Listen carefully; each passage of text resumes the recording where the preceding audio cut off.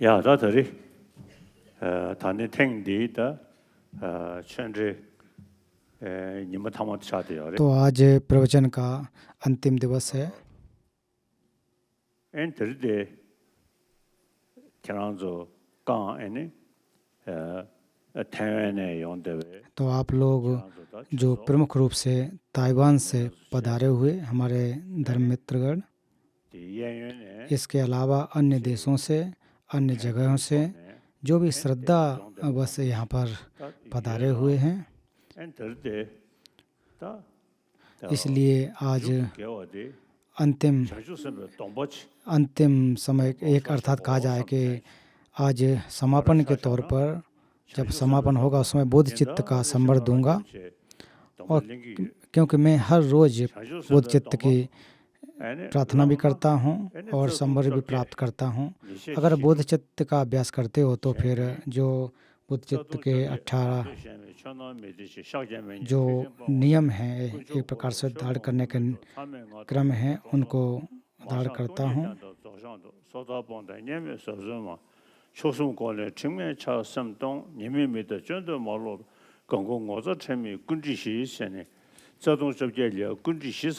इसके साथ कुंडिशी 4 साथ में आ जाते हैं। अगर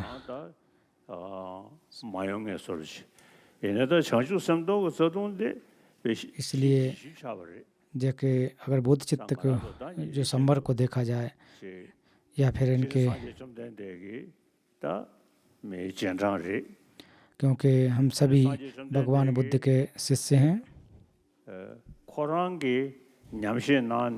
और तथागत बुद्ध ने खुद भी परीक्षण करके अभ्यास करके और उन्होंने पाया कि जो बुद्धत्व की प्राप्ति है, इस भवचक्र से मुक्त होने के मार्ग हैं, जो तरीका है वो बोध चित्त है। बोध चित्त का अभ्यास करके ही संभव हो सकता है। पहले उन्होंने 3 कल्प अनंत कल्पों तक बुद्ध पुण्य संभारों का संचय किया, उसके बाद अभ्यास करके बुद्धत्व को प्राप्ति की। तो इसलिए भगवान बुद्ध के जो एक प्रकार से ज्ञान के जो प्रकाश हैं इस पूरी दुनिया में व्याप्त हैं। इसलिए हम लोग भी अगर हर दिन बोध चित्त का अगर अभ्यास कर सकें तो बहुत ही लाभदायक हैं। मैं भी अपना उदाहरण दूं तो हर रोज़ मैं भी बोध चित्त का संवर लेता हूं, तंत्र के भी संवर लेता हूं। इसलिए आज प्रवचन के समापन पर आज अंतिम दिवस है तो बोध चित्त के संवर आपको प्रदान करूंगा इससे पूर्व में। और कल जो प्रमाण वर्तिका के कुछ श्लोक रह गए थे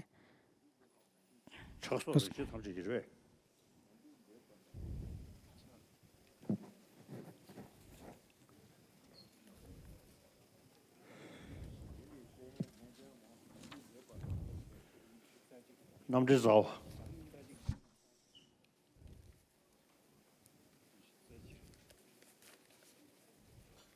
패지 되면로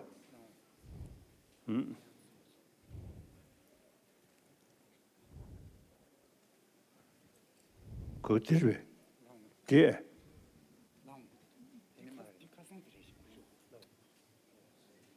장애를 남들 자에 롱와도 초도스 레데 तो कुछ इसके आगम बच गए थे।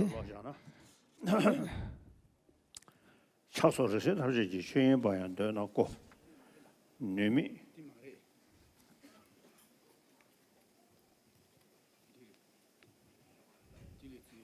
텔레진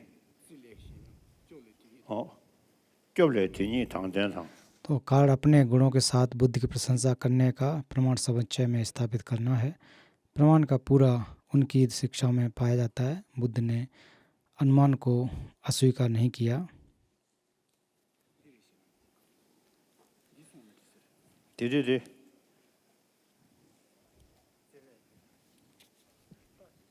전 이게 뭐고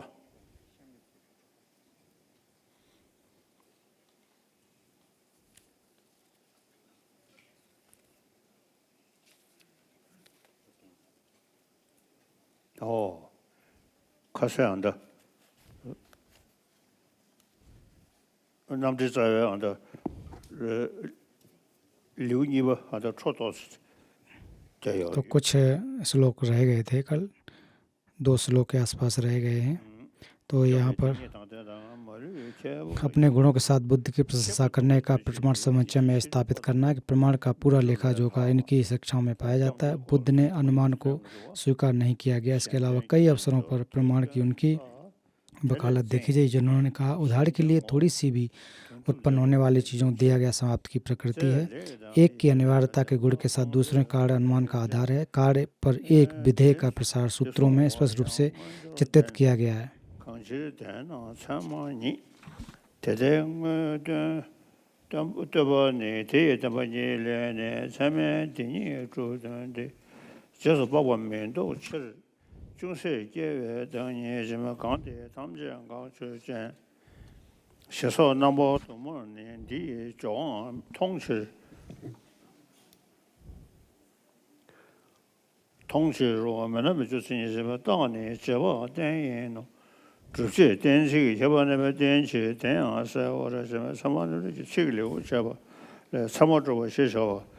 तो यहाँ पर दूसरा अध्याय प्रमाण सिद्ध समाप्त होता है।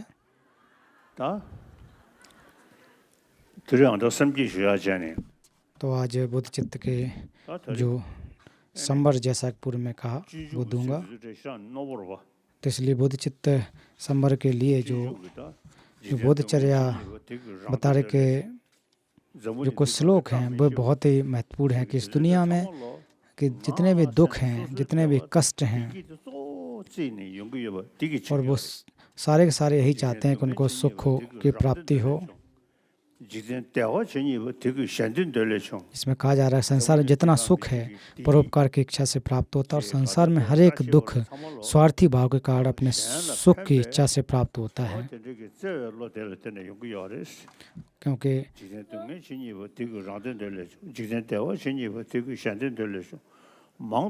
फिर अधिक कहने की आवश्यकता ही क्या, पृथक जन अपना हित साधते हैं तथा बुद्ध परहित करते हैं। इसी अंतर में हमें समझना चाहिए, इसी अंतर को हमें समझना चाहिए।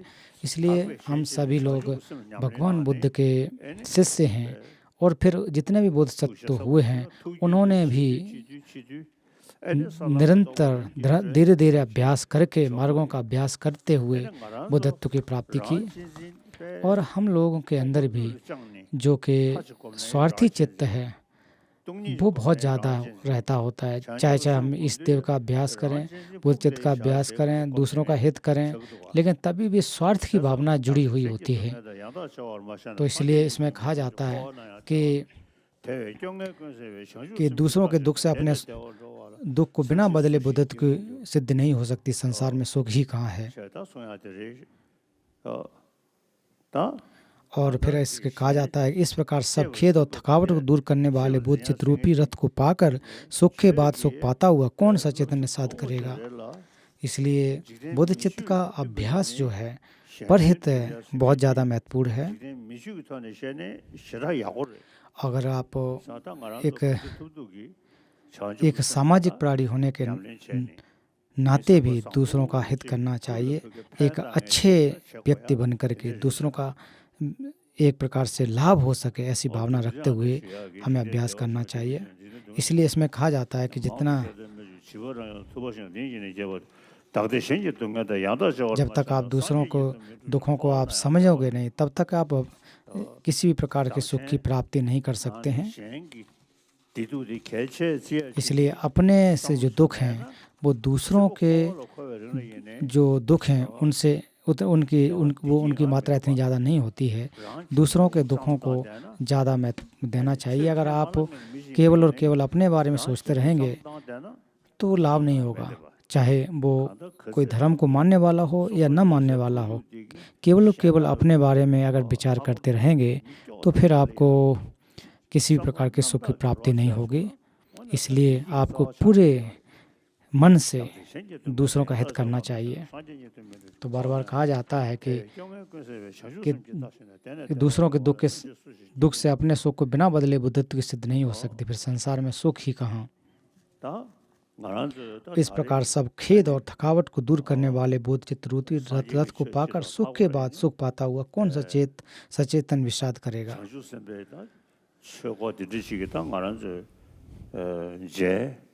और हम लोग सौभाग्यशाली के भगवान बुद्ध के बुद्ध शासन में हैं। और भले ही हम अपने स्वार्थी रूपी जो चित्त है उसको कम कर पाने में संभव एक प्रकार सक्षम न भी हों, लेकिन फिर भी इनकी बुराइयों के बारे में ज़रूर समझें कि ये स्वार्थी चित्त की ये बुराइयां हैं और ऐसा हम कर सकते हैं। अगर ऐसा कर सकें, बुराइयों को समझ सकें, तो निश्चित रूप से हमारा ये जो जीवन है वो सफल होगा। और दूसरों के हित को, दूसरों को प्रेम की अगर बात करते हैं तो उसमें भी एक अगर सोच विचार अच्छी तरह से करेंगे तो निश्चित रूप से पाएंगे कि अगर जितना हम दूसरों के हित करोगे, जितना दूसरों के बारे तो उतना ही लाभ होगा।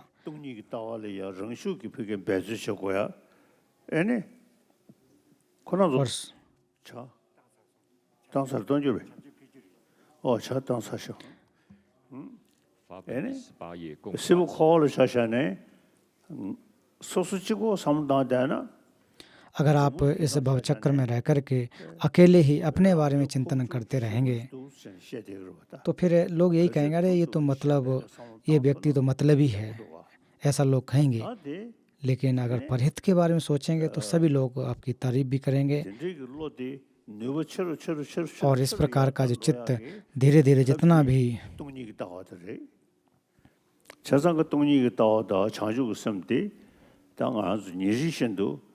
इसलिए शून्यता और बोध चित्त का अभ्यास हर रोज करना चाहिए। और तिब्बत में एक प्रकार से इष्ट देव का अभ्यास करना, मंत्र जाप इत्यादि करना, ये सभी हम लोग करते थे। लेकिन इनको समझना चाहिए कि इनका जो आधार है, चाहे जो भी आप करें, वो शून्यता और बुद्ध चित्त का आधार है। बुद्ध चित्त आधार है। बुद्ध चित्त का अभ्यास करना, उस जो भी आप प्रार्थना करें, अभ्यास करें, उसका एक आधार है। तो अभी जो चाय वितरित की गई उसका बोध सत्यों को ऑफर करते हुए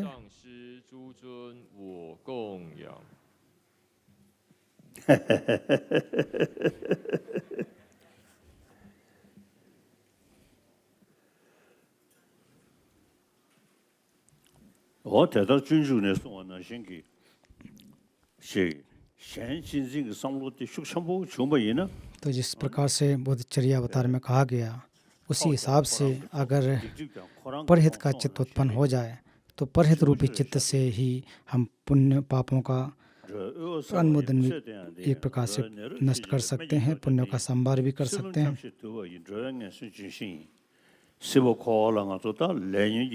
क्योंकि हम लोग भव चक्र में कर्म और क्लेशों की वजह से पैदा होते हैं और वैसी अवस्था में परहित रूपी चित्त अगर हो तो निश्चित रूप से हमारे अंदर एक आत्मबल पैदा होगा, आत्मविश्वास पैदा होगा।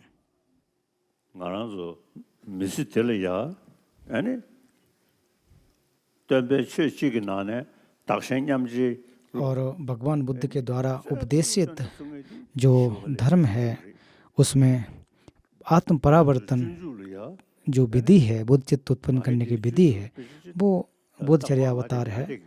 और बोधचर्या अवतार ग्रंथ को हमेशा मैं रखता हूँ, साथ में रखता हूँ। और जब इस ग्रंथ को पढ़ता हूँ, विचार करता हूँ, तो इससे मन में बहुत ज़्यादा लाभ प्राप्त होता है, एक तसल्ली मिलती है। क्योंकि हम सभी लोग चाहते हैं कि हमारा मन अच्छा हो, सुख की प्राप्ति हो। और जो मन को दुखी करता है वो स्वार्थी चित्त होता है। इसलिए ये जो दुखी करने वाला जो चित्त है, जो चित्त को दुखी करता है, उसका प्रतिकारी आत्म परावर्तन विधि द्वारा चित्तोत्पाद करना है। ऐसा अगर अभ्यास करते हैं तो निश्चित रूप से शांति की उत्पत्ति होगी।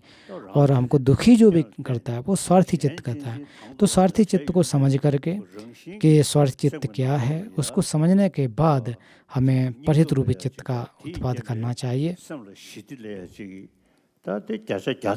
और निश्चित रूप से अगर आप परहित रूपी चित्त का उत्पाद करेंगे तो आपके अंदर जो शांति है वो प्राप्त होगी, इसमें कोई दो राय नहीं है। और हालांकि परहित रूपी चित्त का अभ्यास करने के लिए बहुत सारे ग्रंथ हैं, लेकिन एक विशेष ग्रंथ की अगर बात करें तो जो बोधचर्या अवतार है, और इसमें प्रज्ञा पारमिता नामक अध्याय है, वो थोड़ा कठिन है, क्लिष्ट है।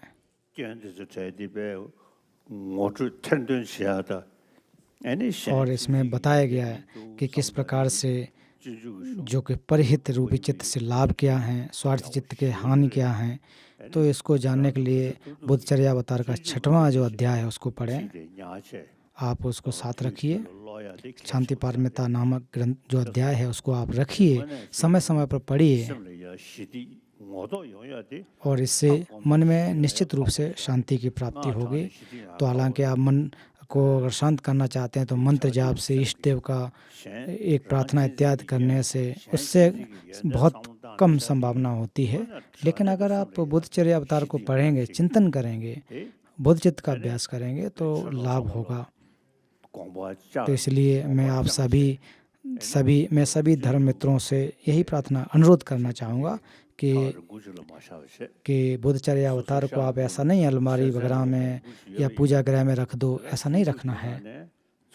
अगर आपके अंदर है प्रार्थना सभाओं में या जो जहाँ पर भी आपकी अलमारी उसमें रखा हुआ है तो उसको निकालिए, उसको निकाल करके पढ़िए। अगर पढ़ते हैं तो अच्छा होगा।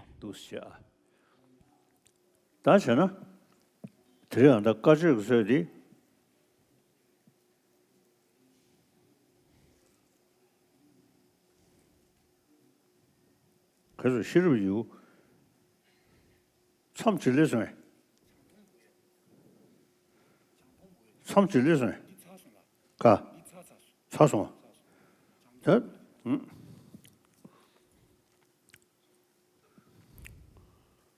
다시는 안 되더리. 내가 조치를 저거 삼찬수. तो इससे पूर्व में कल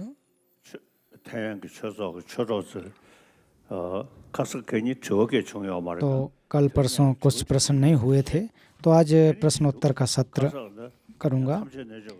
क्योंकि कल जो बुद्ध चित्त के उत्पाद करना जो कि सर्व योग है उसके संबर भी दिए गए थे, उसको बुद्ध चित्त उत्पाद करने की व्यवस्था को बताया था। तो आज प्रश्न उत्तर करेंगे।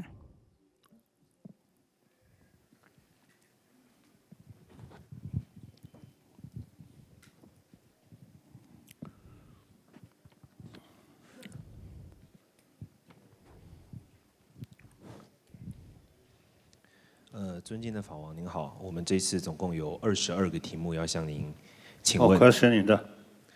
第一个问题是由福智比丘僧团信修法师。 तो प्रश्न है, पहला प्रश्न, बौद्ध धर्म को तार्किक दृष्टिकोण से सीखकर हमें उसमें विश्वास कैसे प्राप्त करना चाहिए। Rilam ki tone nangchue jangde ngeba netsu de jidar yins. 저 지셔를 왜?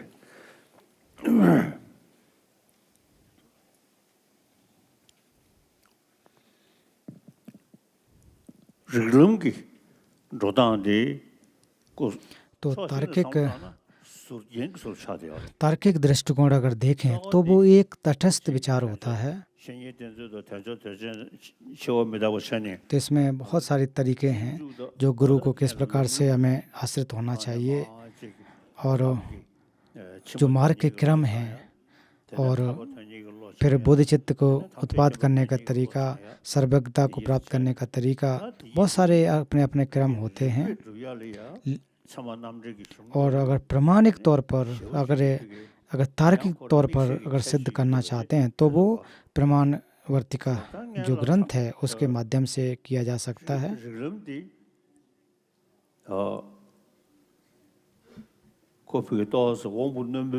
और जो जहाँ तक तार्किक जो व्यवस्था है उसके बारे में अगर कहें तो उसको एक आधार बना करके जब उसमें हम तर्क करेंगे और प्रमाण के जो एक प्रकार से दृष्टिकोण है उसको लेकर के आएंगे तो अच्छा होगा।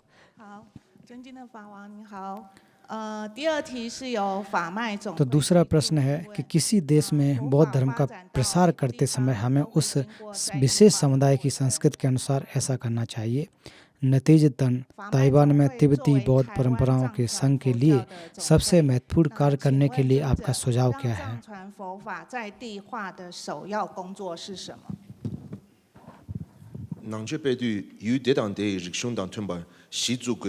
태원 표기 낭된 튼수기 태원 산내기 내당당 튼배 레는 쪼치슈데 강주고스. 그래서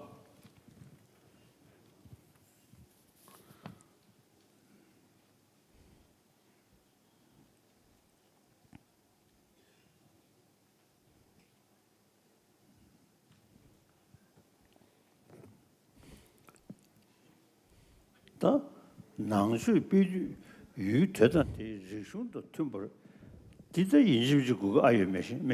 तो मुझे नहीं लगता है कि जो आप प्रश्न कर रहे हैं कि धर्म को आपको एक प्रकार से फैलाना है, प्रसार करना है, तो उस समुदाय की संस्कृति के अनुसार करना चाहिए, ऐसा मुझे तो नहीं लगता। क्या भगवान बुद्ध के समय में देखें तो उस समय सभी ईश्वर को मानते थे, आत्मा को मानते थे और उस समय अपने अपने सिद्धांत थे और अपने एक अच्छी उनकी व्यवस्था थी, अपने अपने एक मान्यता थी। और हम बौद्ध अनुयायी जो हैं, बौद्ध लोग जो हैं और तथागत बुद्ध को अगर देखें तो वो भी एक गृहस्थ, एक सामान्य पुरुष से लेकर के अभ्यास करके बुद्धत्व की प्राप्ति की, सर्वज्ञता को प्राप्त किया। और हम लोगों को भी उसी प्रकार से क्रम से अपने अभ्यास करते हुए बुद्धत्व की प्राप्ति करनी होती है। ऐसा नहीं है कि एक दिन में ही अचानक ही बुद्धत्व की प्राप्ति हो जाए, वो क्रम से जाने की आवश्यकता होती है।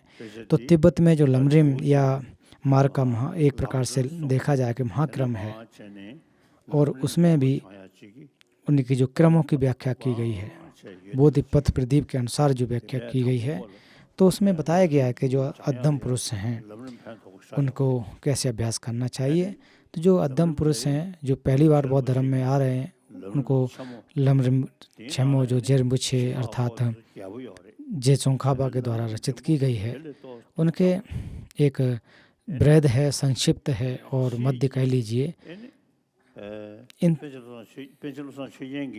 ऑपरेशन लोसान छुगिल और उन्होंने लमरिम में और जो कि आधार मार्ग और फल इनको आधार बनाते हुए उसकी व्याख्या की है।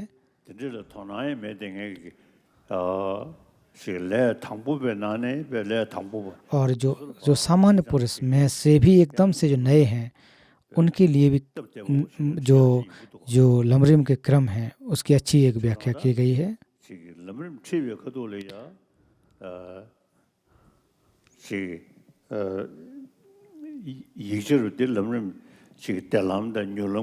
और फिर जब लमरिम के उसमें जो व्यवस्था दी गई एक सूक्ष्म और बृहद, तो उनको क्रम से पढ़ना चाहिए, उसके अर्थ को समझना, फिर वो संभव हो सके तो उसको जब सिद्धांत की बात आए तो माध्यमिक अवतरण में को पढ़ें, और जब फिर सरगमन की जब बात आए तो फिर प्रमाण वर्तिका के जो श्लोक हैं उसको भी आप ध्यान में रखें।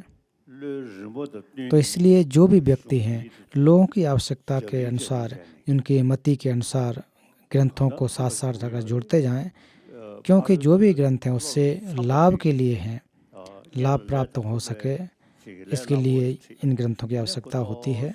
और फिर धीरे धीरे जो एक शुरुआती तौर उसमें हैं, क्रम में हैं, उनको धीरे धीरे और क्रम से पढ़ना चाहिए, अध्ययन करना चाहिए।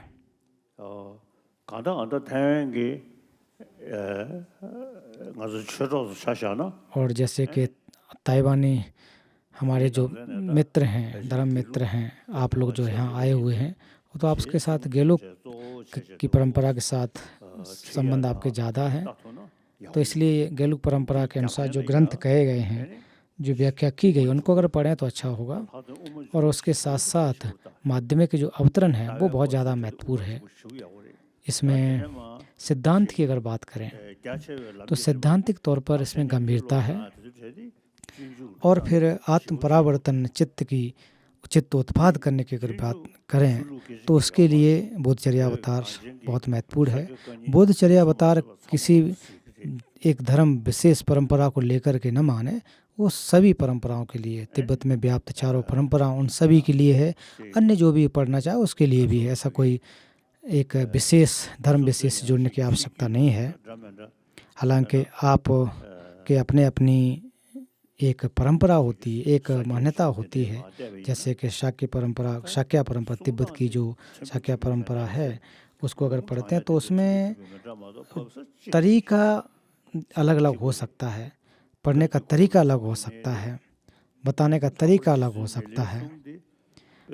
चाहे मिलेरिपा के ग्रंथ हों, अन्य को ग्रंथ हों, उन सभी का एक सार के रूप में देखा जाए तो एक जैसा होता है। तो जब मैं बचपन में जब था, सर्दियों में ध्यान में जब बैठा था तो उस समय हमारे समक्ष जो कुछ जो थंगा लगे होते थे वहाँ लगाए जाते थे, सामने जब ध्यान के रूम में लगाए जाते थे। तो उसी समय में भी उनके जो पूर्व के गुरु लोग थे, अन्य लोग थे, उनके फोटो को देखते हुए, थांका को देखते हुए पढ़ता जाता था। उससे एक मन में और ज़्यादा लाभ प्राप्त होता था। और जो मेरे अभ्यास के साधन थे उसमें प्रमुख रूप से बोधचर्या अवतार ग्रंथ था। तो आप प्रश्न जैसा कर रहे हैं कि ताइवान के जो बौद्ध लोग हैं उनको और ज़्यादा क्या कार्य करने चाहिए, धर्म को लेकर के क्या करना चाहिए, तो परम पावन जी की सलाह कि जितना हो सके तो माध्यमिक अवतरण और अन्य ग्रंथों को पठन पाठन करें तो अच्छा होगा। तो जैसे लमरिम के बारे में भी बात करें तो कोई ऐसा नहीं है कि कोई छोटा ग्रंथ है या, तो इसके लिए आपको जो ग्रंथों के एक सार है, जो गहराई है, उसको समझना चाहिए। और लमरिम के भी बहुत सारी व्याख्याएं हैं, टीकाएं हैं, काफ़ी अच्छे हैं, इनको पढ़ना चाहिए। 第三题是由福智比丘僧团清修法师与清祖法师提问，问题是：请问尊者， अब प्रश्न जो तीसरा प्रश्न है, प्रमाण वर्तिका पूर्व और पर जन्मों को सिद्ध करने के लिए चित्त की पर्याप्त निरंतरता के तर्क को नियोजित करती है, लेकिन इसे अन्य दार्शनिक परंपराओं द्वारा आसानी से स्वीकार नहीं किया जाता है। प्रमाण वर्तिका में दिए गए उसी तर्क का उपयोग करके हम अपनी मन धारा का विश्लेषण कैसे कर सकते हैं? 남절레 셈기 제균기 토니 개왕아지 주베 르버디 주다 시행기 켈렌 까웨스 남절레 숨바다 ngaransu gyugi shebi gyun la takje jetap de jida yins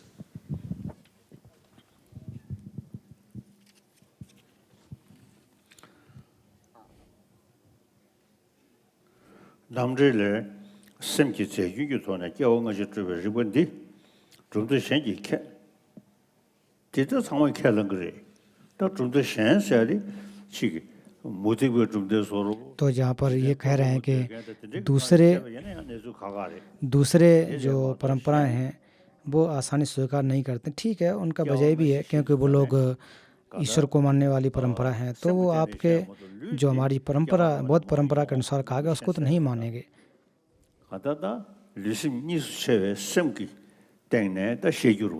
तो इसको जो परजन्म पूर्व जन्म की जो बात होती है काय और चित्त के आधार पर दोनों में अगर देखा जाए तो चित्त के अनुसार की जाती है, इसलिए ग्रंथों के अनुसार कहा गया है, उस पर आप विचार करना चाहिए।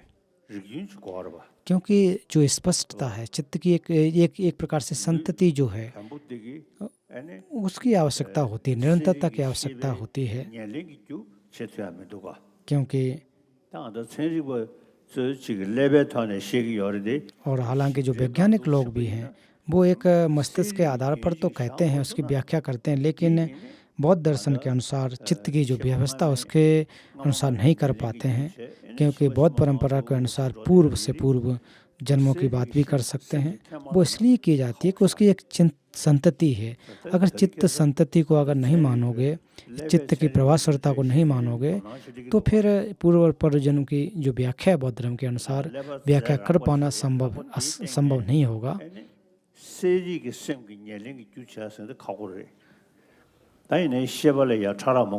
क्योंकि जो हमारे जो एक प्रकार से प्रज्ञा है, जो माफ कीजिए जो मति है, उसमें बहुत सारे अंतर होते हैं, जो हमारे इंद्रियों के आधार पर भी होते हैं, मानसिक के आधार पर भी होते हैं, बहुत सारे सूक्ष्म और स्थूल भेद होते हैं। और अंत में जब हम मृत्यु को प्राप्त होते हैं उस समय एक प्रभासुरता जो है, और उस समय की जो भी प्रभासुरता होती है, जो भी चित्त होते हैं या जो भी हमारे जो भौतिक तत्व होते हैं, वो सारे के सारे एक दूसरे में परिवर्तित हो जाते हैं।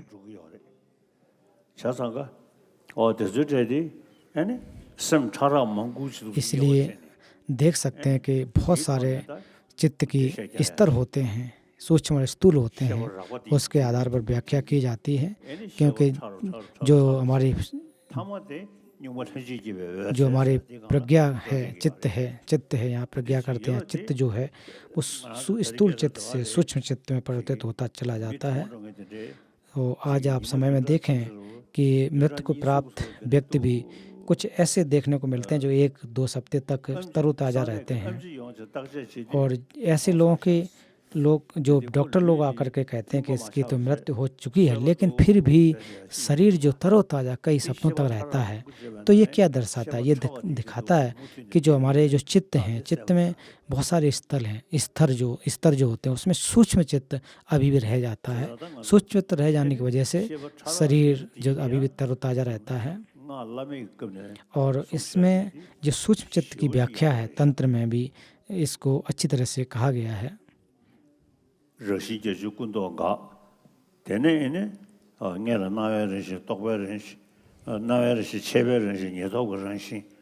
तो अलग अलग जो व्याख्या, अलग अलग जो तरीके होते हैं, और फिर अनादिकाल से आया हुआ जो चित्त है उसकी संतति की उसके बारे में अगर देखा जाए तो उसका कोई आदि नहीं होता है, शुरुआत नहीं होती है, वो अनादिकाल से ही चला आ रहा है। और भविष्य में जब बुद्धत्व की प्राप्त करेंगे, जो ज्ञान काय को जब प्राप्त करेंगे, तो हमारे अंदर जो तथागत गर्भ है वही जा कर के एक सुचित्त के रूप में परिवर्तित होगा।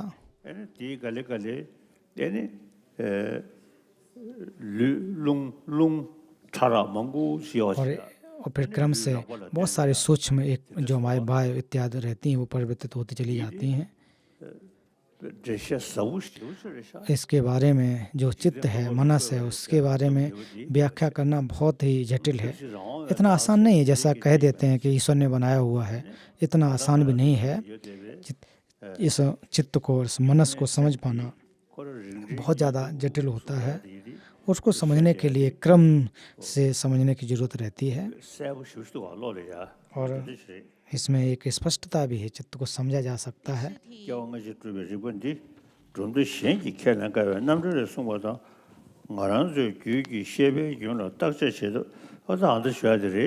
तो फिर कहा जा कि कैसे हमें परीक्षण करना चाहिए। तो परीक्षण करने के एक आसान तरीका देखें। जब हम सोते हैं उस समय हमारे चित्त सूक्ष्मता होते चले जाते हैं।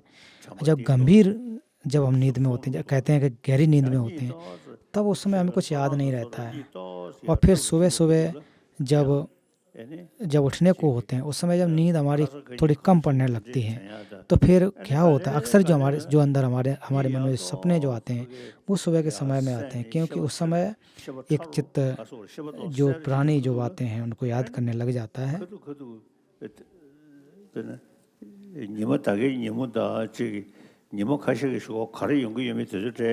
और कभी कभी ऐसा भी लगने लगता है कि आज क्या होने वाला है, कुछ आने वाले समय में क्या होने वाला है। तो ये चित्त की अपनी विशेषता होती है, क्योंकि चित्त में सूक्ष्म और स्थूल स्तर होते हैं। और इसकी जो व्याख्या है, गंभीरता, इसकी जो गंभीर व्यवस्थाएं हैं, वो अभ्यास के माध्यम से तंत्र के ग्रंथों में इसकी व्याख्या की गई है। तो प्रश्न चौथा, बोध चित्त एक विषय है और मैंने इसके बारे में जो भी कुछ सीखा है उसका अभ्यास करना मेरे लिए कठिन है। तो दैनिक जीवन के आधार पर बोध चित्त का अभ्यास करने के लिए परम पावन मुझे क्या व्यवहारिक निर्देश देंगे? बोध चित्त के लिए मेरे लिए एक संक्षिप्त निर्देश के रूप में उदय होने की क्या विधियां अर्थात तकनीकें हैं, तरीके हैं?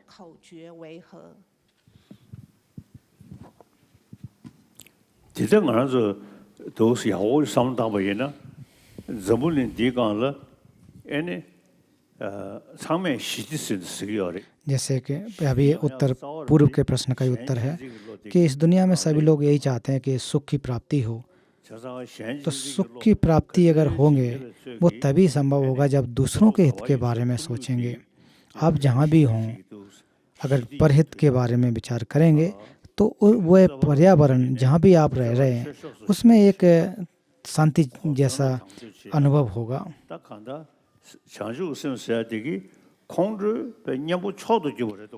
तो जो एक प्रकार से परहित रूपी जो चित्त है वो एक बोध चित्त का एक विचार है। परहित रूपी जो आत्म परावर्तन विधि के द्वारा उत्पन्न किया गया बोध चित्त का एक रूप होता है।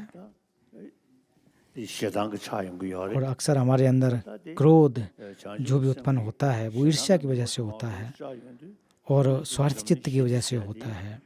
अगर जैसे जैसे क्रोध और स्वार्थी चित्त कम होगा तो फिर इस दुनिया में शांति की स्थापना करना संभव है। इस जीवन में कोई पूर्व जन्म और पर जन्म की बात ना भी करें, तब भी दैनिक जीवन में हमें सुख शांति की आवश्यकता रहती है, परिवार में शांति की आवश्यकता रहती है, समाज में इसकी ज़रूरत रहती है। वो तभी संभव होगा जब आप अपने मन से, अपने स्वयं से प्रारंभ करें। अक्सर हम यही करते हैं कि दूसरों को नुकसान पहुंचाना, दूसरों की हत्या करना। अगर मन में शांति है तो जो औजार हैं, हथियार हैं, उनका उपयोग नहीं होगा।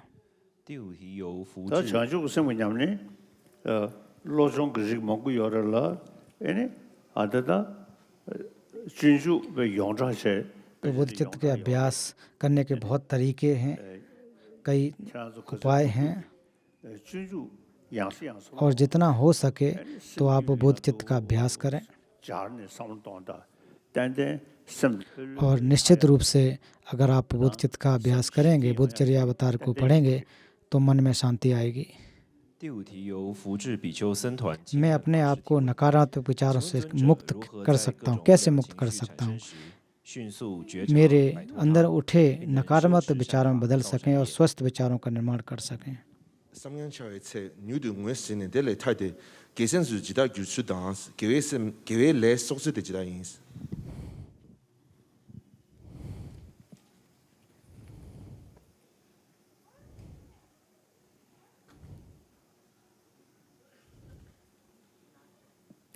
다가다 녀몽사즈다 나 공조다 나게다 तो जैसे क्लेश की अगर बात करें, राग, द्वेष, मोह, ईर्ष्या, इनकी वजह से मन विचलित होता है, लेकिन हम ध्यान नहीं देते हैं। हम सभी जानते भी हैं, लेकिन इस पर ध्यान नहीं देते हैं कि घमंड करने से, क्रोध करने से हमको नुकसान होता है। फिर दूसरों का एक प्रकार से जब हमारे अंदर क्रोध होगा, राग द्वेष मोह होगा, तो दूसरों को हम बेवकूफ़ बनाएंगे, क्रोध करेंगे। तो ये कोई धर्म की बात करें ऐसी बात नहीं है। इस सामान्य तौर पर भी अगर आप देखें, तभी भी देखें कि जब आप क्रोध करोगे तो फिर लोग आपको बुराई कहेंगे। अगर आप सच्चे व्यक्ति रहते हैं तो आपको अच्छा व्यक्ति कहेंगे। अगर आप झूठ बोलें, समाज में विभेद पैदा करें, तो ये सभी बुरा व्यक्ति आपको कहेंगे। इसलिए हमेशा यही होना चाहिए कि दूसरों को आप हित कर सकें, लाभ दे सकें।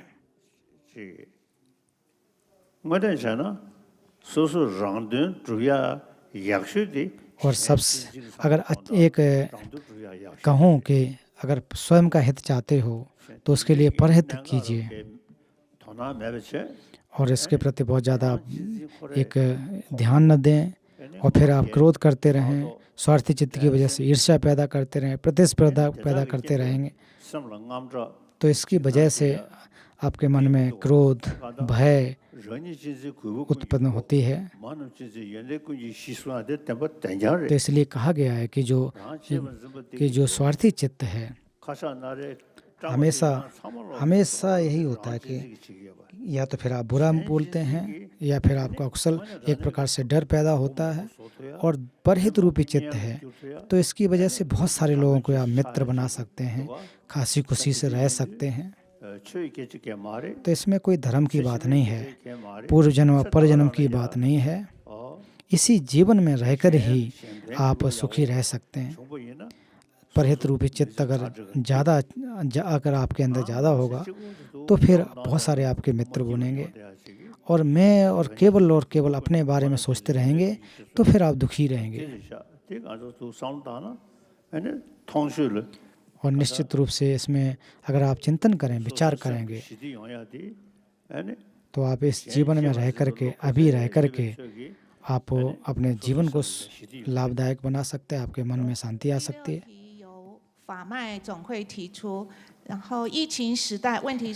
अगला प्रश्न, कोविड महामारी ने कई लोगों को मन की शांति और अच्छे स्वास्थ्य के महत्व के प्रति जागृत किया है। मन की शांति और स्वस्थ शरीर के लिए एक अद्वितीय बौद्ध दर्शन क्या है?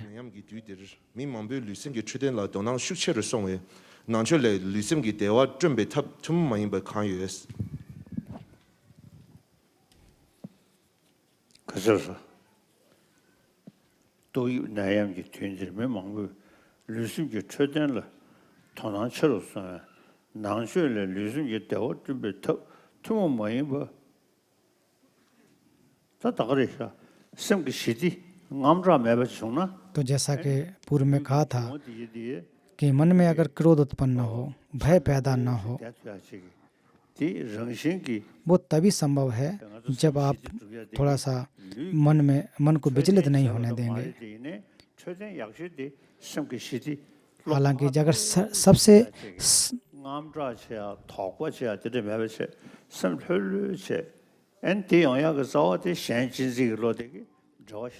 और वो तभी संभव होगा जब आप अपने चित्त को एक अभ्यास में लगाएंगे। और इसके अलावा बहुत सारे उपाय हैं कि जालांकी तंत्र इत्यादि की व्यवस्थाएं हैं, बहुत सारे तरीके हैं, थोड़े से जटिल भी हैं, कहने की अभी समझ में आपके नहीं आएगा। अगला प्रश्न कि एक जो शुरुआती स्तर का छात्र तार्किक दृष्टिकोण के माध्यम से त्रिरत्न, चार्यार्य सत्य और कर्म फल के सिद्धांत में विश्वास कैसे हासिल कर सकता है?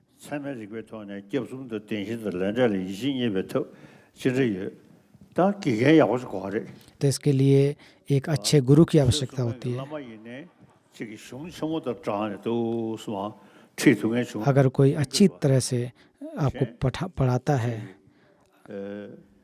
अगर कोई आचार्य ऐसा मिले जो पढ़ाने का उसका जो तरीका है थोड़ा ही पढ़ाए, संक्षेप में अगर पढ़ाता हो, बहुत ज़्यादा व्याख्या न कर पाता हो, और फिर हाँ गुरु लोगों ने कहा है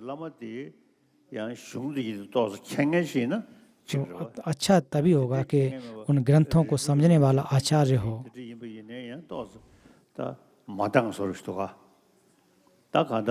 केवल और केवल जितने भी हम धार्मिक व्यक्ति हैं और जो भी दूसरों को धर्म पढ़ाना चाहते हैं और पढ़ा रहे हैं, तो सबसे पहले खुद आप उसको जानें। सबसे महत्वपूर्ण जो बोधचर्या बता रहे हैं, बोधचर्या अवतार के साथ साथ और कौन से ग्रंथ जुड़े हुए हैं उनको भी समझना चाहिए। और जो जहाँ तक जैसा कहा गया कि त्रिरत्न, चार आर्य सत्य और कर्मफल के सिद्धांत में विश्वास कैसे हासिल कर सकते हैं, तो ये महत्वपूर्ण है, गंभीर है। तो अगला प्रश्न, क्या यह निश्चित है कि जन्मजात स्पष्ट प्रकाश मन के मृत्यु के समय किसी के लिए भी प्रकट होता है? हमारे शास्त्रों में उल्लेख है कि सामान्य प्राणी जिन्होंने धर्म को नहीं सीखा है वे मृत्यु के समय स्पष्ट प्रकाश को नहीं पहचान पाएंगे। हालांकि किसी के आध्यात्मिक गुरु द्वारा शुरू की गई विधियों के माध्यम से मुक्त किया जा सकता है, जो आपको स्पष्ट प्रकाश पर निर्देश करने के लिए निकट है। मृत्यु के समय किसी को स्पष्ट प्रकाश से परिचित कराने का आदर्श समय कब है?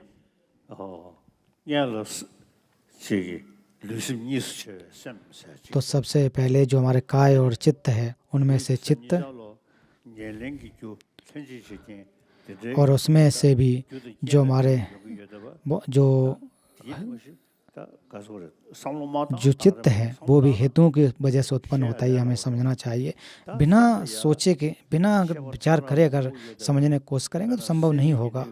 उदाहरण के लिए जैसे कि निद्रा के समय में और फिर अभी जागृत अवस्था में चित्त की स्थिति, चित्त के स्तर, बहुत सारे क्रम होते हैं, इनमें भी सूक्ष्म और स्थूल होते हैं।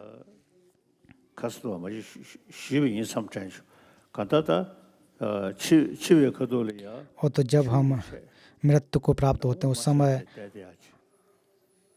जो श्वास इत्यादि टूट जाती है और फिर कभी कभी फर्द की अवस्था भी आती है।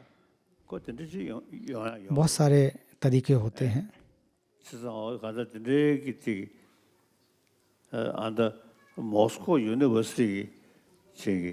और फर्दों पर और तो थुकदम पर एक अंतर्भाव की स्थिति पर अभ्यास करने वाले मॉस्को यूनिवर्सिटी के प्रोफेसर लोगों ने एक परीक्षण कर रहे हैं, तो उनका क्या परिणाम निकले अभी कोई बातचीत तो नहीं हुई है, लेकिन वो उस पर अपना परीक्षण कर रहे हैं।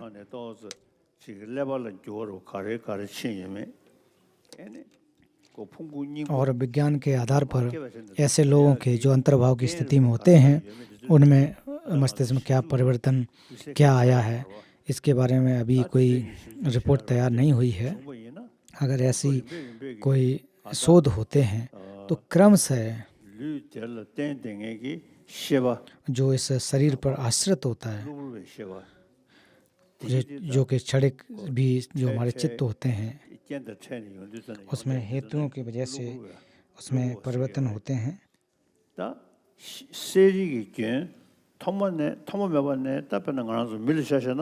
उदाहरण के रूप में कि हम लोग जब संध्या के समय से लेकर के जो हमारे अनादिकाल से जो चित्त है, जो सूक्ष्म चित्त है, तो जो भी चित्त हमारे अंदर उत्पन्न हुए हैं वो अहेतु से नहीं है, बिना हेतु को उत्पन्न नहीं होते हैं, उनके हेतु होते हैं। और इससे जो आने वाले जीवन को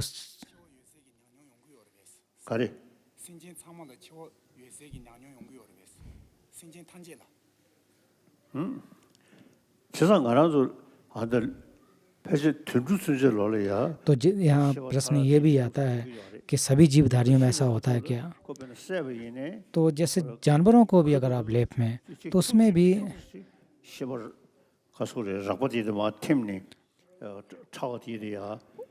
उनके अंदर भी स्थूल चित्त से सूक्ष्मता की तरफ बढ़ते हैं। ये सभी में होता है, ऐसा नहीं है कि केवल मनुष्य के साथ ही हो।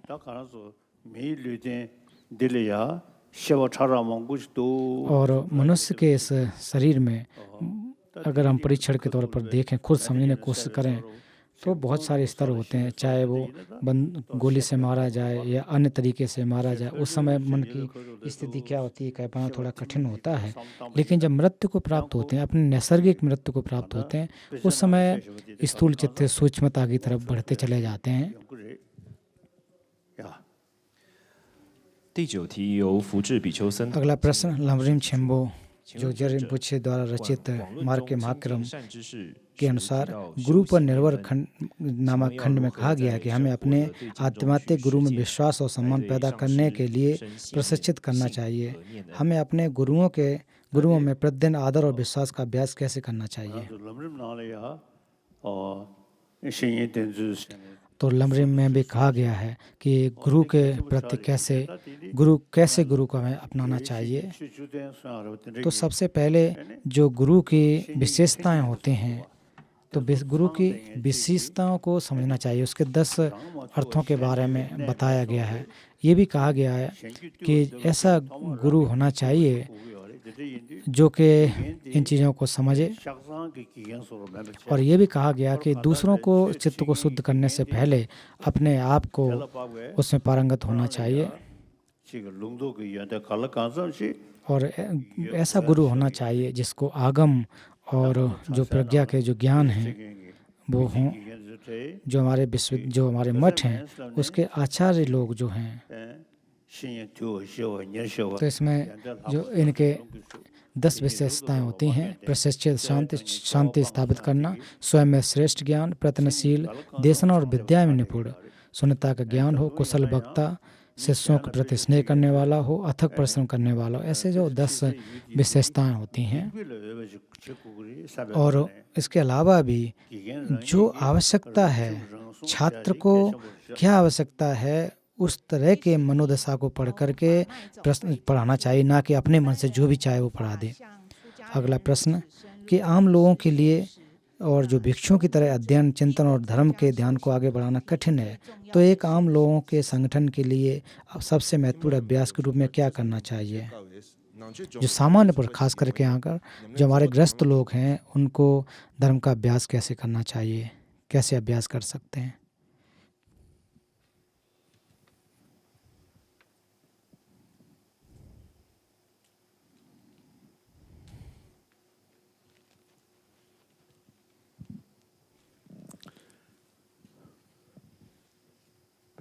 सांझे छेदी एने कोता रिलमदा चिची एने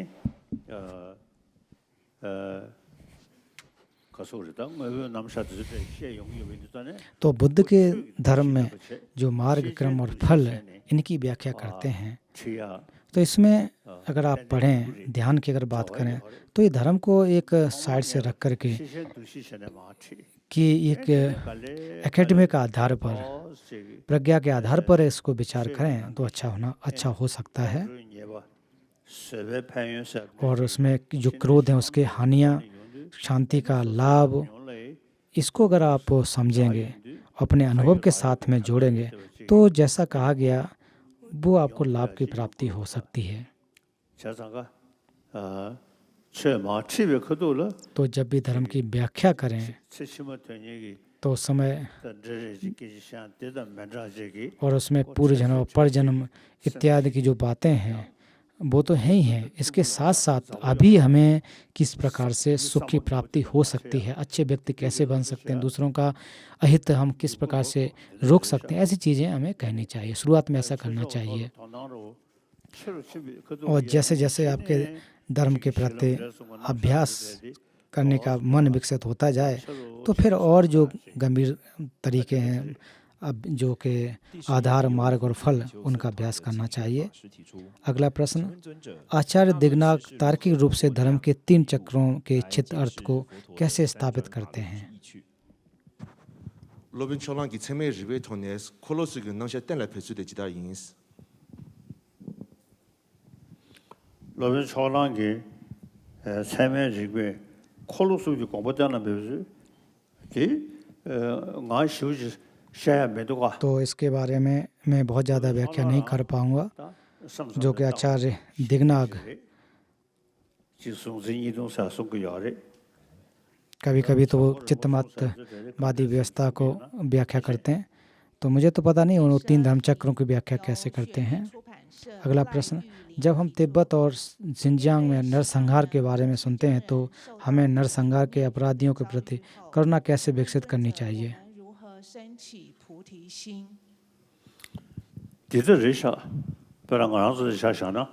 उदाहरण के रूप में तो चीनी जो आक्रमणकारी हैं वो तिब्बत में उन्होंने बहुत नुकसान पहुंचाया, बहुत सारे बुद्ध विहार इनको नुकसान पहुंचाया।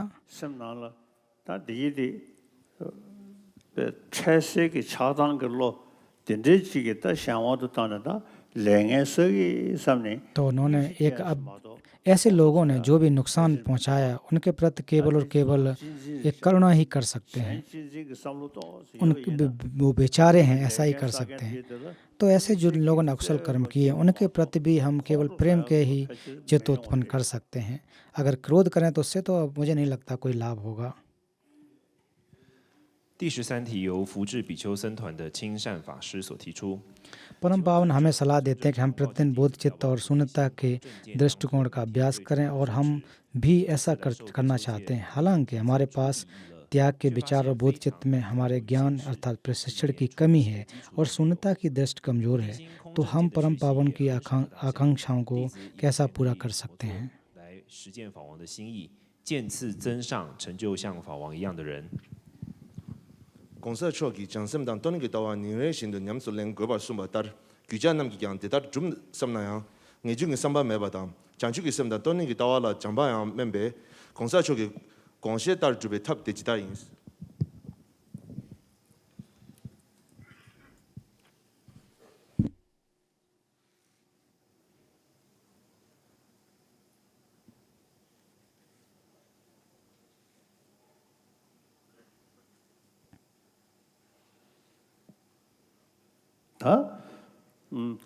로 권배 제수 채웠어.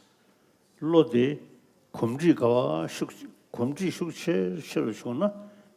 और ये हमारी आदत पर निर्भर करता है, अभ्यास पर निर्भर करता है कि जितना ज़्यादा आपका अभ्यास होगा वैसा ही बोध चित्त आपके अंदर ज़्यादा होगा।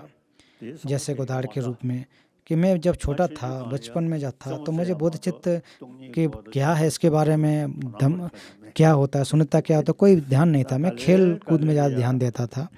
लेकिन धीरे धीरे जैसे जैसे मैं बड़ा होता गया, अभ्यास करता गया, फिर उसके बाद शून्यता और बोध चित्त का अभ्यास करने लगा, तब फिर मैं समझ सका कि वास्तव में बोध चित्त और शून्यता मन की शांति का एक साधन है, एक मूल है।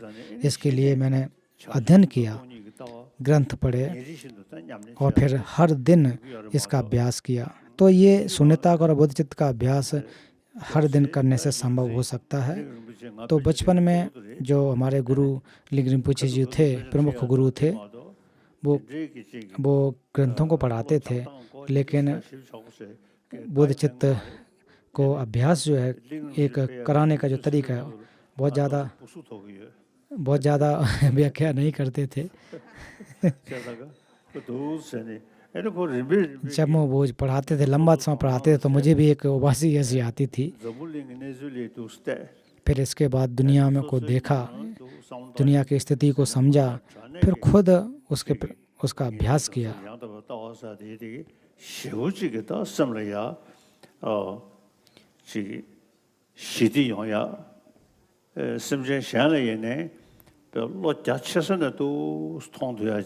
और फिर दूसरों के लिए भी जब मैंने चिंतन करना प्रारंभ किया तो लाभ हुआ।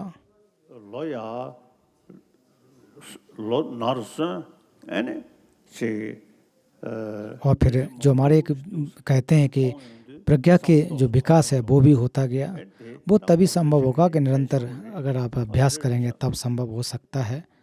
दिन प्रतिदिन के अभ्यास से संभव होगा।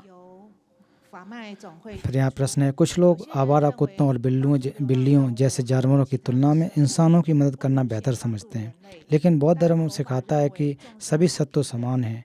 कृपया हमें सलाह दें कि हमें बेजुबान जानवरों की मदद करनी चाहिए या नहीं। मी कशी की तामे दुनरो नामला पेंडो जेबाले जोआ मेला पेंडो जेबाला गवे समसु ये मे नाचले समजिन 탐진 냠발 숨베 तामे दुनरो नामला तायों जेछु गोमिंग गोर कालुम लमदे नावाशुस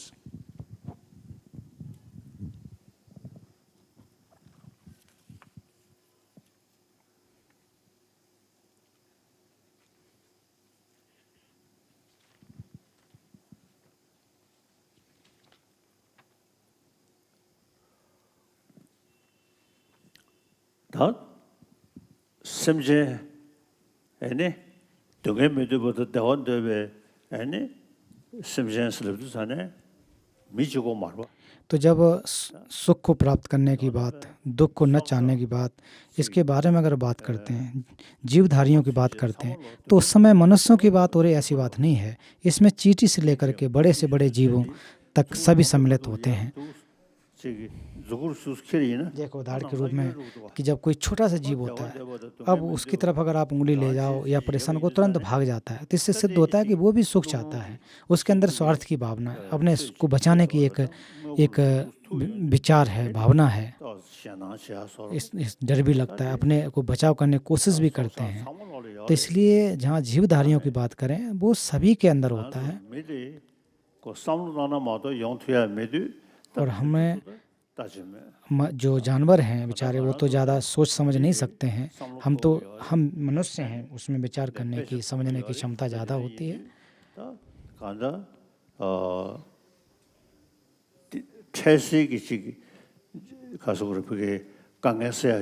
और जो जानवर होते हैं वो केवल और केवल तुरंत के जो दुख हैं उनको तो नष्ट करने की क्षमता होती है, लेकिन आने समय में जो कि दीर्घकालिक दुख हैं, दूरकालिक समस्या, उनको नष्ट नहीं कर पाते हैं। इसलिए हम मनुष्यों के अंदर जो बुराइयां हैं उनको एक साधन के रूप में अपनाना चाहिए, और मनुष्य इसको एक अपनी प्रज्ञा के आधार पर विचार करके इसका समाधान कर सकते हैं। फिर उस समाधान करने के लिए गुरुओं पर आश्रित होकर, शिक्षकों पर आश्रित होकर के कोशिश करते हैं कि हमारे यहाँ जो समस्याएं हैं वो ना आए। तो इसको समझने के लिए हमें एक प्रकार की शिक्षा की आवश्यकता होती है, थोड़े जानकारी होने की आवश्यकता होती है।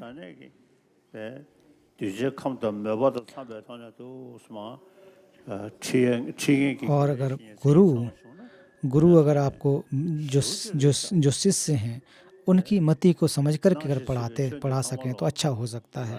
तो वो वास्तव में एक सच्चा गुरु होता है कि शिक्षक को क्या, जो छात्र हैं उनको किस प्रकार के अभ्यास की आवश्यकता, धर्म की आवश्यकता है।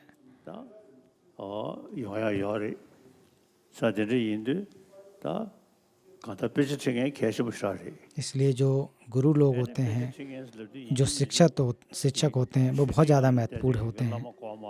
ऐसा नहीं है कि जो आसन पे, ऊंचे आसन पे बैठते हैं वही धर्म को पढ़ा सकते हैं, ऐसा कुछ नहीं है। तो कोई भी अगर अच्छे चित्त से, अच्छे विचार से पढ़ाता है, सिखाता है तो अच्छी बात है। उदाहरण के रूप में कि भारत में जैसे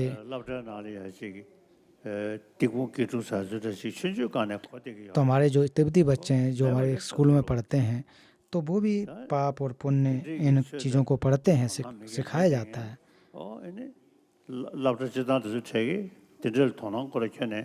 और ऐसे भी विद्यालय हैं कि जिनमें इन बातों के बारे में जोर नहीं दिया जाता है। तो इसलिए जो पूर्व जन्म और पर जन्म को मानने वाले अगर हों या न हों, लेकिन अगर कोई मानने वाला है भी तो फिर आचार्य लोगों को उनकी शंकाओं का समाधान करना भी चाहिए। फिर अगला प्रश्न कि एक मठवासी को अपने व्यवहार को बोधसत्व चर्या में कैसे बदलना चाहिए। अर्थात एक जो भिक्षु है, जो मंदिर, जो बुद्ध विहार में रहते हैं, वो बोधसत्व की चर्या में कैसे बदल लें, अर्थात बोधसत्व के अनुसार अपना आचरण कैसे करें।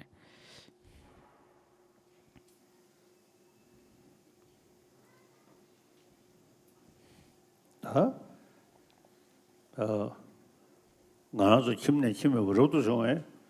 제 애네 녀몽 rakpati तो जो हम लोग जो भी ग्रस्त होते हैं, ग्रस्त से लेकर के फिर भिक्षु इत्यादि बनते हैं, तो उस भिक्षु बनने के बाद, संन्यास लेने के बाद फिर उसमें अपने संबरों की धारण करते हैं, चाहे श्रामणेर हों, चाहे संपदा प्राप्त हों, फिर अपने जो भी उनके नियम हैं उनका पालन करते हैं।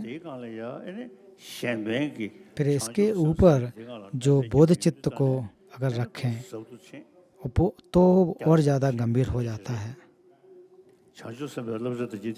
इसलिए बोध चित्त के जो एक प्रकार से शिक्षाएं हैं वो हमारे प्रत्यक्ष मोक्ष जो हैं उसके ऊपर बोध चित्त को भी जोड़ना चाहिए।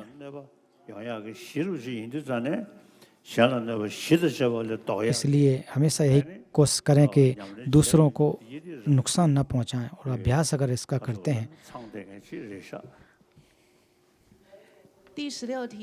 फिर अगला प्रश्न, इन दिनों कई भिक्षु अब विभिन्न कारणों से चीवर छोड़ देते हैं और उनमें से कुछ अफसोस और निराशा महसूस करते हैं और धर्म में अपना विश्वास खो देते हैं।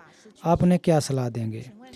ये पूर्व में जो भिक्षु धर्म की सेवा कैसे कर सकते हैं?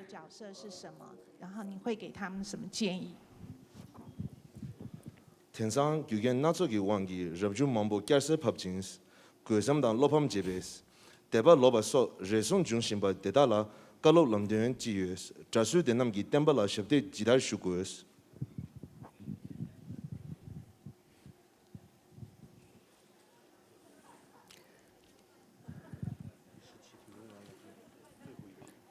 땡 규겐 나초기 왕기 럽주 mambo 꺄서 팝진 계속도 로범셔 대화 로버서 그래서 중심부 대상을 가로 다디 타마시 로도스에 그들래 지기 파마다 तो ये की शुक्तियों की सोसोसम के टिंगने पे रोतो छुया के दबा और अक्सर ऐसा होता है कि माँ बाप या परिवार की वजह से तो भिक्षु तो बन जाते हैं, लेकिन स्वयं के विचार से भिक्षु तो नहीं बन पाते हैं। लेकिन जो स्वयं के विचार से भिक्षु बनना चाहता है, अपने मन से भिक्षु बनना चाहता है, तब तो शायद वो नहीं छोड़ेगा। लेकिन अक्सर यही होता है कि परिवार के लोग भेज देते हैं कि जाओ बनते बन जाओ, चीवर ले लो। तो ऐसे लोगों के लिए थोड़ा मुश्किल हो जाता है। फिर बाद में जब वो समझ पाते हैं तो छोड़ देते हैं। इसलिए कोशिश यही होना चाहिए कि कैसे हमें बने, विचार बनना चाहिए कि जो गृहस्थ हैं उनका जीवन कैसा है, जो एक प्रकार से जो भिक्षु बन जाते हैं, मोंक बन जाते हैं, उनका जीवन कैसा है, इनके बारे में थोड़ा जानना चाहिए। और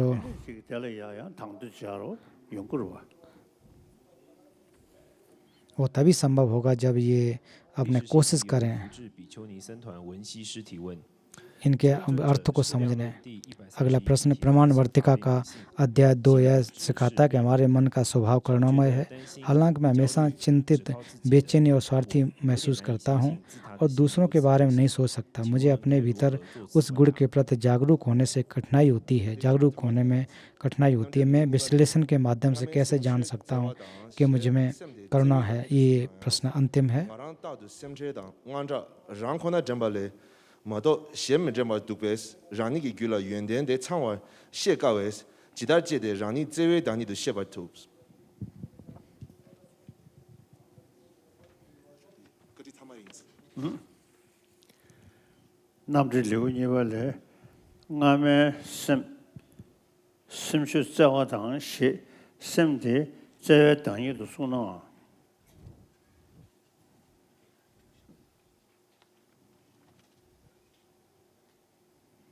这等于是叫送爱人了，这可能身体已经俺们了，这完了都恐怖的说呢，那可以属于理个是什么的。तो इसमें ये यही कहा जा रहा है कि आप पूर्व से जो भी आप चित्त उसका अभ्यास करते चले जाएंगे तो उसमें परिवर्तन आ सकता है। अगर समाज की अगर बात करें तो बौद्ध अगर समाज है तो उसमें अगर रहते हैं और ये व्याख्याएं की जाती हैं कि आपको जीव की हत्या नहीं करनी है, तो बचपन से ही लेकर के बच्चे लोग उसकी हत्या नहीं करते हैं, तो एक आदत बन जाती है। जैसी आपकी आदत होगी उसी प्रकार से आप व्यवहार करेंगे। तो ये कोई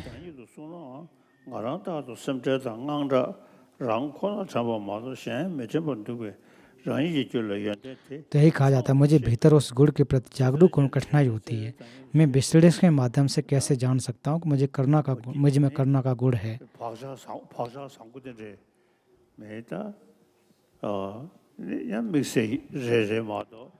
तो ये तभी आप पता लगा सकते हैं कि अगर आपके पूर्व जन्मों से इसमें बहुत एक विचार हो या फिर एक बहुत इम्प्रिंट्स इसके हों, तभी संभव हो सकता है।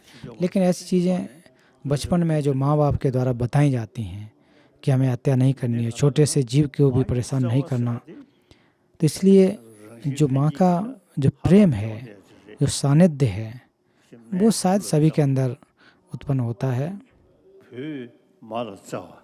जैसे कि माँ बाप का बच्चे के प्रति प्रेम, बच्चे का माँ बाप के प्रति प्रेम, तो ये जो क्रम है, हम अगर जन्म से ही अगर आप देखें तो बचपन से ही इस प्रकार की विचारधारा आती है।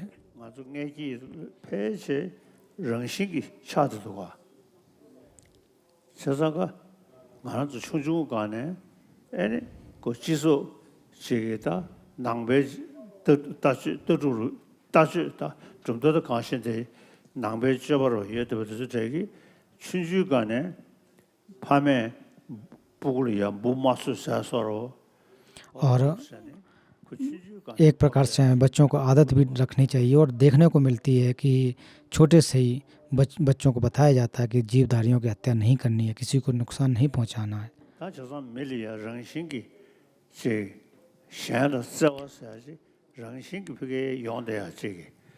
और जहाँ तक प्रेम की अगर बात करें तो वो मनुष्यों में, हम सभी में हमेशा यही रहता है कि दूसरे को नुकसान नहीं पहुंचाना है,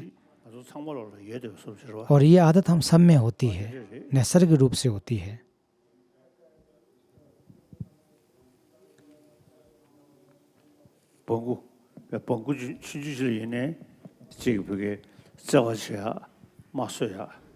और अगर छोटा सा भी अगर आप जीवधारी देखें तो उसकी भी हत्या न करें।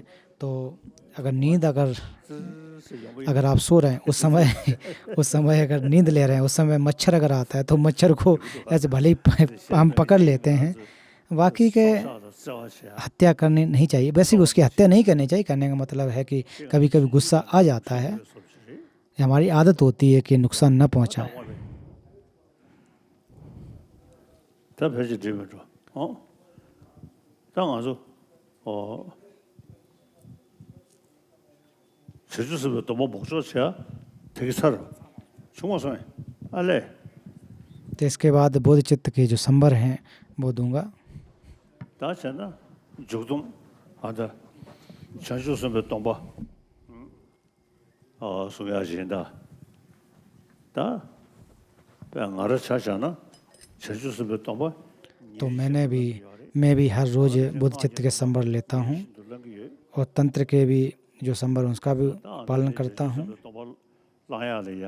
इसके लिए बुद्ध चित्त के संबर को प्राप्त करने के लिए, धारण करने के लिए, तो यहाँ तथागत बुद्ध साक्षात रूप से विराजमान हैं। और आप माने कि भगवान बुद्ध जो उनके अनुव्यंजन हैं और गुण हैं, उनसे युक्त हैं, और उनके आसपास नागार्जुन, असंग और इत्यादि नालंदा के विद्वान बोधिसत्व, वो सारे के सारे यहाँ विराजमान हैं। और हम भी उनमें शरण में जाकर के, क्योंकि ये लोग भी शरण में गए,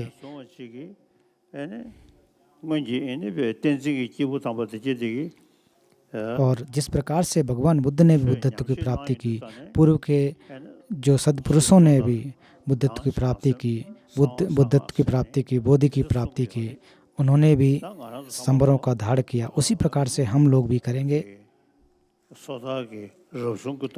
हम लोग जो कि प्रतिमोक्ष के अपने तरीके हैं, चाहे वो भिक्षुओं के हों, उपासकों के हों, उसके ऊपर बुद्ध चित्त के संबर इनको भी रखें।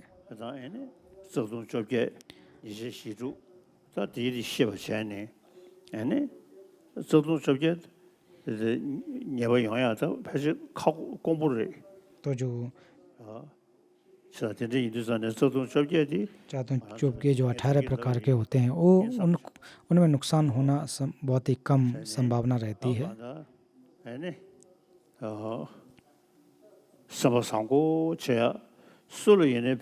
जो कोई भी व्यक्ति हो, उसको नुकसान नहीं पहुंचाना है, अच्छे विचार रखना है, एक प्रकार से कलुषित विचार नहीं रखना है।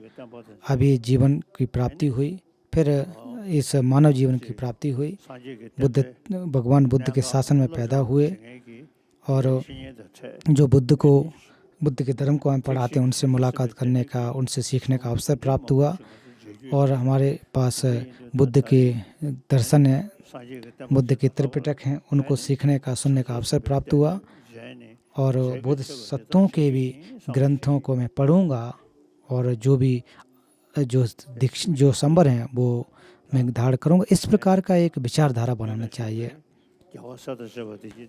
हमारे समक्ष तथागत बुद्ध के समक्ष बुद्धत्व की जो बोध सत्व के संबर हैं, उनको धारण करूंगा। जैसा कि बोध सत्वों ने धारण किया, मैं भी उसी प्रकार से धारण करूंगा। तो मैं जो कहूँगा आप भी कहें। आप लोग घुटनों पर बैठें और फिर जो मैं कहूँ उसको आप दोहराएं।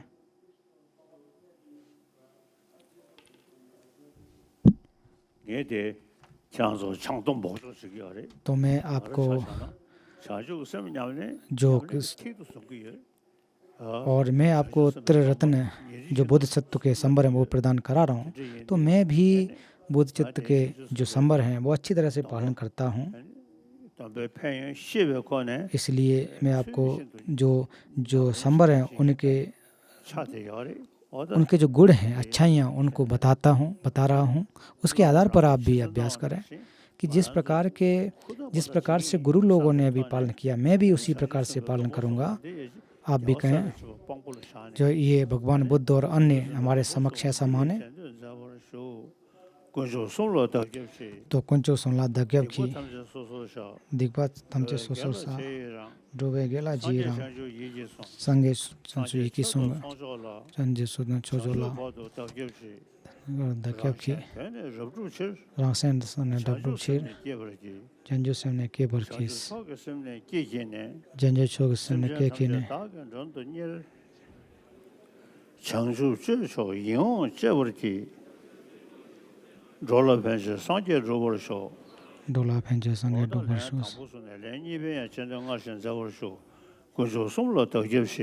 फिर दूसरी बार भी कहें कि मैं तीनों रत्नों शरण में जाता हूँ, सभी पापों की देशना करता हूँ, जगत के पुण्यों का अनुमोदन करता हूँ और बुद्ध की बोध में मन में धारण करता हूँ।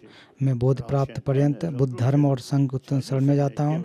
स्वार्थ और परार्थ संबोध को सिद्ध करने के लिए बोध चित्त को स्वयं में उत्पन्न करता हूँ।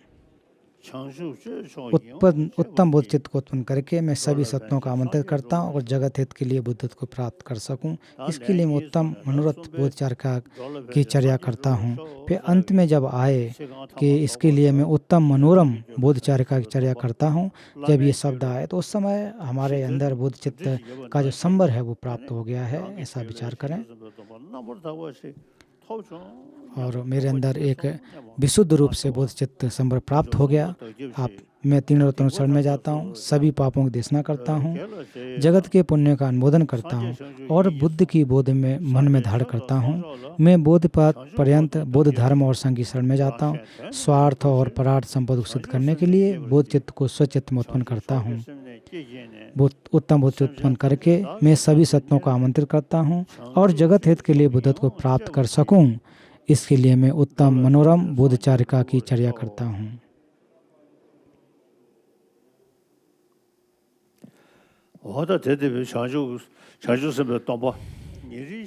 और इस प्रकार के जो बोध चित्त संबर हैं वो अभी जो आपको दिए, हर रोज दिन प्रतिदिन इसका पालन करूँगा। अगर आप पालन करते हैं तो इससे आपको एक मन में एक शांति प्राप्ति होगी, शांति की प्राप्ति होगी।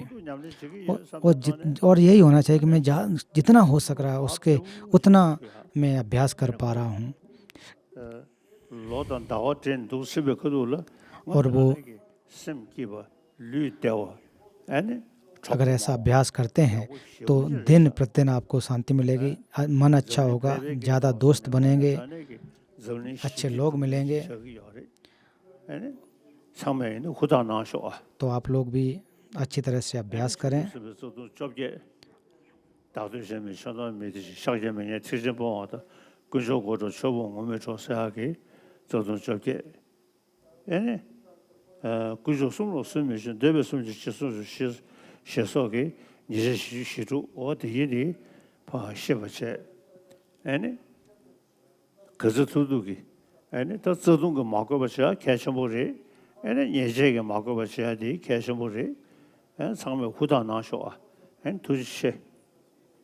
तो आप जो भी मैंने बताया उसको अच्छी तरह से माने।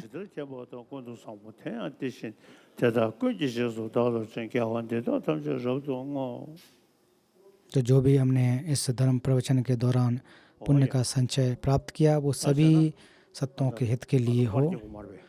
तो इसके बाद जो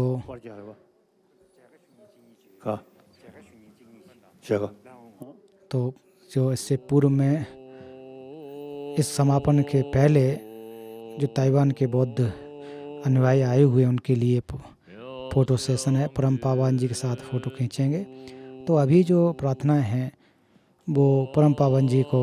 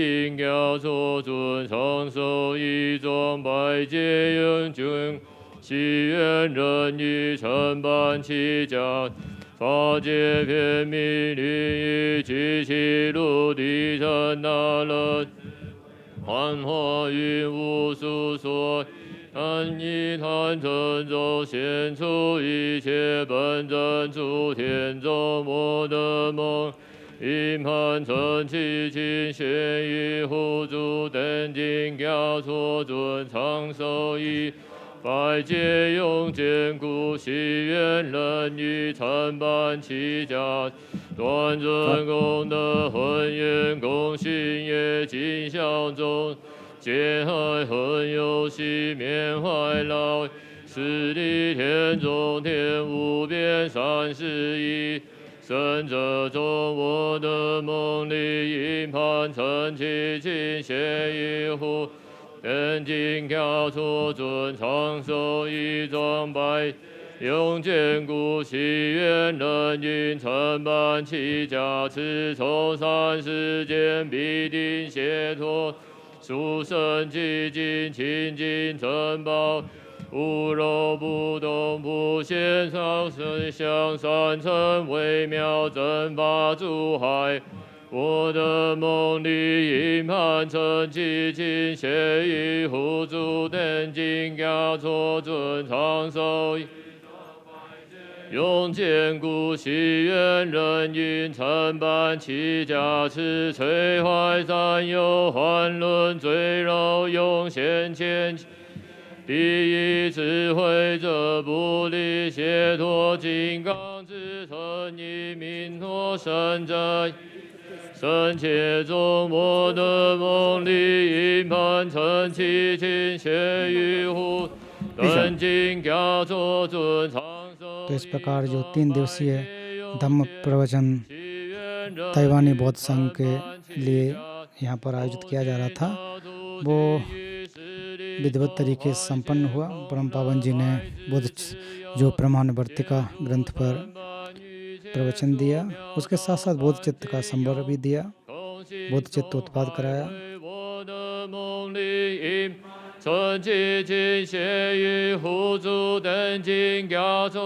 अभी ताइवानी बौद्ध संघ के द्वारा परम पावन जी के लिए प्रार्थना की जा रही हैं। इसके उपरांत जो ताइवानी बौद्ध संघ के सदस्यगण हैं उनके साथ परम पावन जी के साथ में फोटो सेशन होगा। तो कार्यक्रम जो प्रवचन का कार्यक्रम लगभग समापन की तरफ है। 不教大海中，我的梦里营盘陈其，是与护主等经教错尊长寿。百劫永坚固，祈愿人因承办其家，如是无期殊胜，以归众生心之，恭敬其心力无作之。 坚彼之我等齐尽协于众生度护，阿王罗上等经教错尊三密不变不衰退尽力，金刚常座上境界大海不动横见，无边生者种子事业但见一条。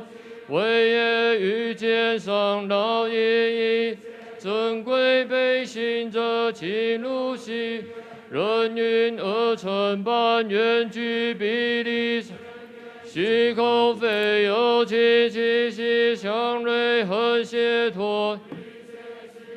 广弘佛教法，积造遍满菩提，有几地莲花手。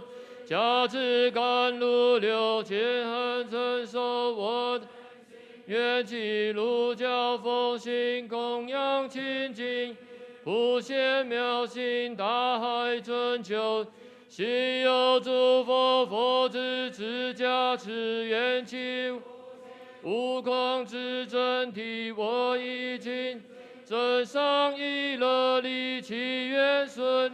诸般诸愿望。